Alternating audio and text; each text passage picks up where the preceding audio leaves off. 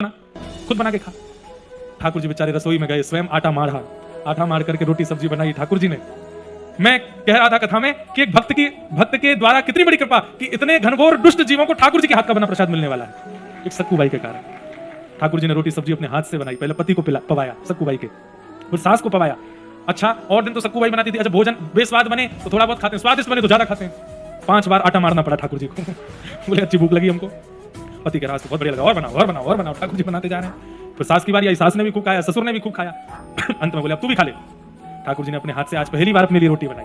बोले हमेशा तो पुजारी पंडा भगत बना के खवाते हैं, आज खुद बनाना पड़ा। एक ही रोटी पाई ठाकुर जी ने, क्यों? अपने हाथ में स्वाद ही नहीं आया। भक्तों के हाथ का अच्छा लगता है। और खा करके फिर बंध गए। पति ने फिर बंध दिया उनको। ठाकुर जी पीड़ा सहते रहे। वहां सक्कूबाई मंदिर में गई, पंडरीनाथ भगवान को जैसे ही देखा, देख करके इतनी आनंदित हो गई, नाचने लगी। नृत्य करते जैसे ही मंदिर से बाहर निकलने लगी, वो तो सह ही नहीं पाई विरह, और वहीं सक्कूबाई ने प्राण त्याग दिए।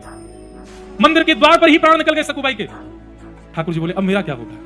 इस सक्कू तो गई, वहीं से ही प्रस्थान कर गई, मैं क्या करूं यहां खड़ा? अरे सक्कू उठ जा।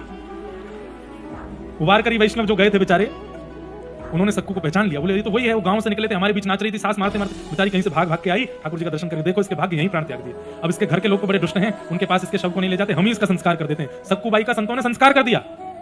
ठाकुर जी सोच रहे रुक जाओ भैया, शरीर तो रहने दो, मैं पुनर्जीवित कर दूंगा उसको। लेकिन यहां संस्कार हुआ।